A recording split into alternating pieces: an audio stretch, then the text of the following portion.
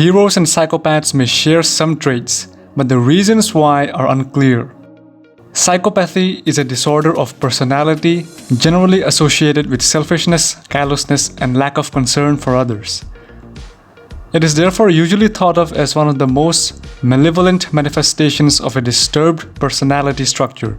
In spite of this, recent research examines whether it is possible that there might be a positive face to psychopathy, or at the very least to some of its component traits.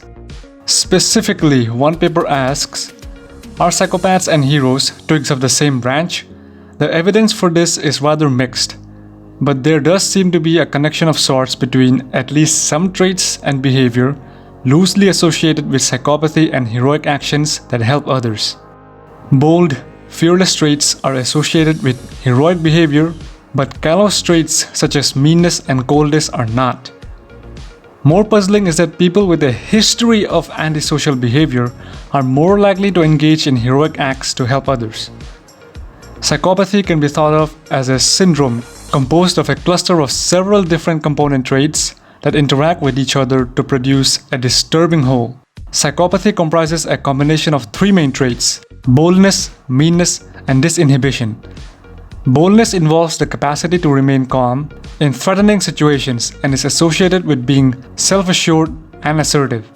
Disinhibition refers to the problems with impulse control and a tendency to act without thinking about the consequences. Meanness involves aggressively seeking to have one's own way and is associated with callousness and lack of remorse or empathy. Individuals can express each of these traits to varying degrees, and so there may be different subtypes of psychopathy emphasizing particular combinations of these traits. For example, some people described as psychopathic might show extreme meanness but not be specially disinhibited, and vice versa.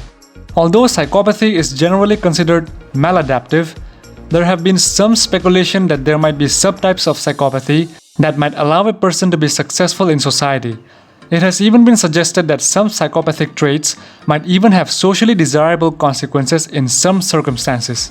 For example, according to one theory, one of the developmental precursors of psychopathy is a fearless temperament.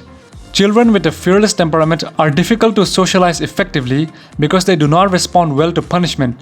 Hence, they may have little concern with the negative consequences of disregarding society's rules. However, people with a fearless temperament may also be very brave in the face of danger, and given the right circumstances, might be more ready than others to perform heroic acts involving personal risk for the benefit of others. Hence, some have speculated that psychopaths and heroes are twigs from the same branch. Fearlessness is thought to underlie both boldness and meanness, and it has been argued that boldness is a relatively pure form of fearlessness, whereas meanness may result from a failure of proper socialization in fearless children. A 2013 study attempted to test whether psychopathic traits would be related to a person's propensity to perform heroic acts, which were defined as altruistic behavior that involves some degree of risk to the actor. In particular, they wanted to test the notion that a trait referred to as fearless dominance, which they argue might be considered a form of successful psychopathy, and which is closely related to boldness, would be more closely related to heroic behavior than other psychopathic traits related to disinhibition and meanness. In a series of 3 surveys, a number of measures of psychopathic and antisocial traits, with measures assessing the extent to which a person had performed actions involving risk, either physical or social, to help another person, and how often they had helped strangers, which usually involves risk. The results were somewhat inconsistent, but overall they found that traits related to fearless dominance and boldness, such as social potency, self-assurance in dealing with other people, and fearlessness had modest positive correlations with heroic actions. Disinhibition-related traits showed mixed results, with some traits such as impulsive nonconformity showing modest positive correlations, and other traits showing modest negative correlations with heroic actions.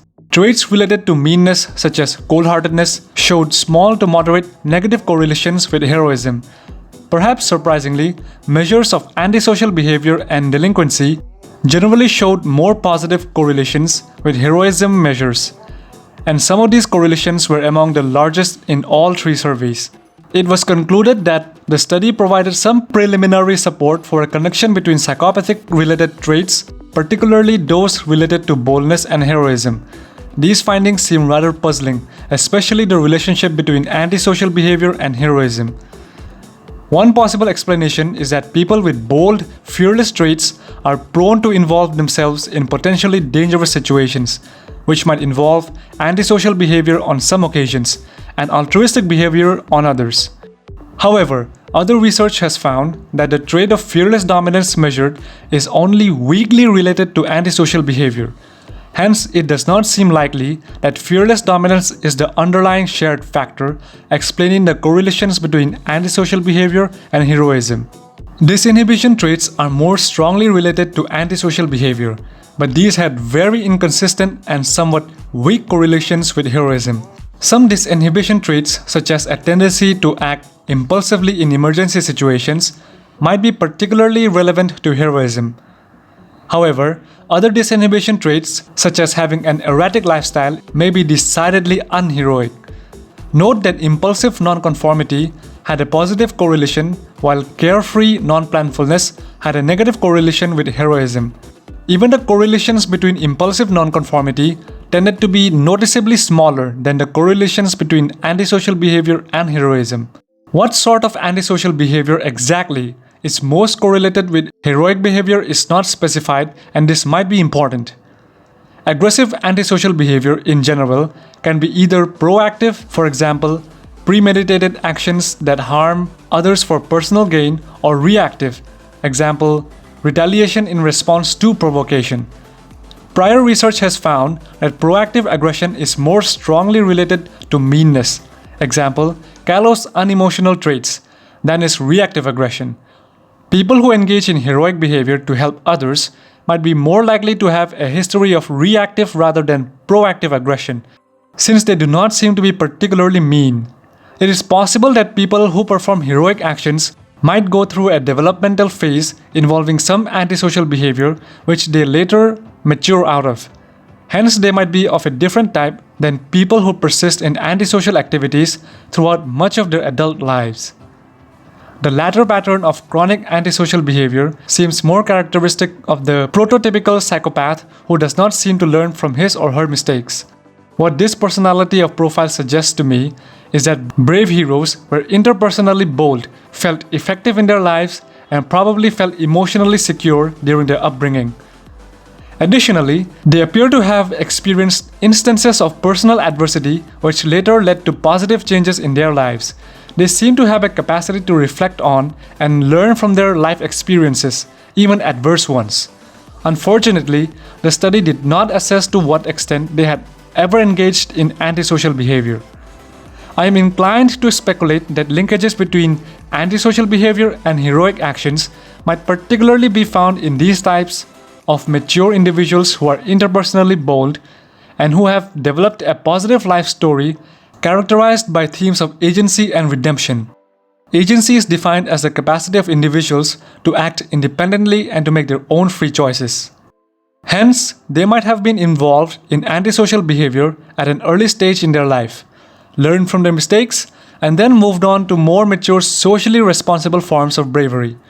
Future research studies could investigate how accurate these speculations are through more detailed assessments of the life history of people who have engaged in heroic behavior compared to less brave individuals. Fearlessness is important for heroes, but for psychopaths, not so much.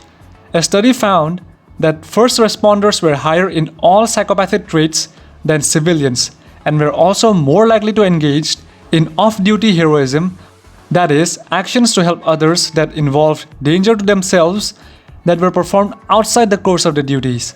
First responders are those who deal with emergency situations involving risk to themselves, such as police, military personnel, emergency medical technicians, and firefighters.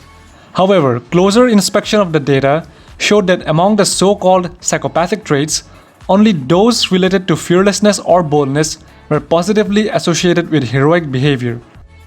Socially aversive psychopathic traits, such as meanness or cold-heartedness, and disinhibition or recklessness, were actually associated with reduced likelihood to perform heroic acts, both in first responders and civilians. Additionally, a history of antisocial behavior had a modest positive association with heroism, suggesting that antisocial and pro-social behavior are not necessarily polar opposites. For some people, the line between good and evil becomes blurred beyond recognition. Heroism and psychopathy are linked by a common core of boldness or fearlessness. The centrality and importance of boldness or fearlessness for understanding psychopathy have been seriously questioned. Hence, whether it is reasonable to talk about a link between heroism and psychopathy turns on how one understands the core components of the latter. The concept of psychopathy was originally developed by Harvey Cleckley to help understand the personality makeup of certain kinds of criminals who presented a mask of sanity. Cleckley developed a list of criteria for diagnosing psychopathy that has influenced subsequent understanding of the concept. One of his criteria was low anxiety, especially compared to other psychiatric patients, but not necessarily compared to the general population. However, this criterion has been somewhat controversial. Some current measures of psychopathy do not include low anxiety, whereas others, such as the triachic model, include it as a core feature. Later, the concept of psychopathy was extended to the general population and considered as a spectrum of traits along which people can vary, rather than a category only applying to criminals. This has led to debate about how psychopathy might be related to normal personality, and whether psychopathy can be adaptive in some respects, rather than entirely pathological, and even whether there might be successful psychopaths. As noted earlier, one model of psychopathy proposes that it comprises a combination of boldness, meanness, and disinhibition. However, there has been debate about the centrality and importance of boldness in understanding psychopathy. Although various models of psychopathy have been developed, all of them agree that the common core of psychopathy is interpersonal antagonism. In terms of general personality, antagonism is most strongly related to low agreeableness. Antagonism is basically the same as meanness in a triachic model, and meanness is very strongly correlated with low agreeableness. As well as antagonism, psychopathy is to a lesser extent generally thought to be related to high impulsivity, which is related to low consciousness and disinhibition in the triachic model. Interestingly, Robert Hare, a famous expert on psychopathy, thinks the difference between successful psychopaths is that those who avoid involvement with the legal system and those who become criminals is a lack of impulsivity in the former group. That is, successful psychopaths are higher in consciousness than the criminal type, although both groups are very low in agreeableness. Measures of meanness and disinhibition tend to have moderate to large positive correlations, but tend to be more weakly related to boldness. Previous research suggests that boldness is most strongly correlated with low neuroticism and high extraversion, to a lesser extent with high consciousness, and is only more weakly related to low agreeableness. That is, although meanness and disinhibition tend to hang together, boldness tends to stand more on its own and is less obviously related to antagonism or impulsivity than the other traits. Additionally, other research has found that both meanness and disinhibition have substantial correlations with deviant and antisocial behavior, such as aggression or violence, whereas boldness tends to have small or no correlations with these things. Furthermore, measures of boldness or fearless dominance tend to be strongly associated with psychological health and adaptive outcomes generally, unlike the other triachic traits. Hence, in terms of importance of the triachic traits for psychopathy, it seems that meanness is most central, and disinhibition is also quite important, while boldness may be of questionable relevance. The idea that psychopaths and heroes may be twigs of the same branch derives from the idea that they share a common characteristics of fearlessness. This idea is controversial because it is arguable whether fearlessness is important in understanding the core features of psychopathy. First responders do tend to be high in all psychopathic traits, including boldness. However, antagonistic traits such as meanness and disinhibition reduce the likelihood of engaging in heroic behavior, which is unsurprising given the self-centered nature of these characteristics. People with a history of antisocial behavior are more likely to engage in heroism as well. This seems puzzling, but I would suggest that this may be because people may engage in antisocial behavior for a wide range of reasons, some of which are related to having antagonistic personality traits. which is more classic and some of which might have to do with other tendencies that may be less inherently selfish but can still get people into trouble. Hence, it may well be the case that some people who do bad things might also be more likely to do good things when there is a common element of personal danger. This may be related to an underlying fearlessness and even an enjoyment of danger. In summary, there may well be a loose connection between heroes and psychopaths in that they may share some tendencies but not others. In order to be a hero, it probably helps to be fearless and perhaps even a little reckless and impulsive. Perhaps a history of getting into trouble contributes in some way to the development of heroism in the right people. However, unlike hardcore psychopaths, people who become heroes are not as mean, callous, or cold. Additionally, it is possible that people who become heroes may have a more mature level of personality development that allows them to contribute positively to a society, something that hardcore psychopaths appear to be lacking. Considering that fearlessness may not be of core importance to psychopathy yet, it's clearly important to heroism. It may be quite misleading to suggest that psychopaths and heroes are cut from the same cloth. If you enjoyed this video, I'm sure you will enjoy my other video essays. Thank you for watching. Like this video if you liked it. My name is Sai, and I'll see you in the next video. Bye.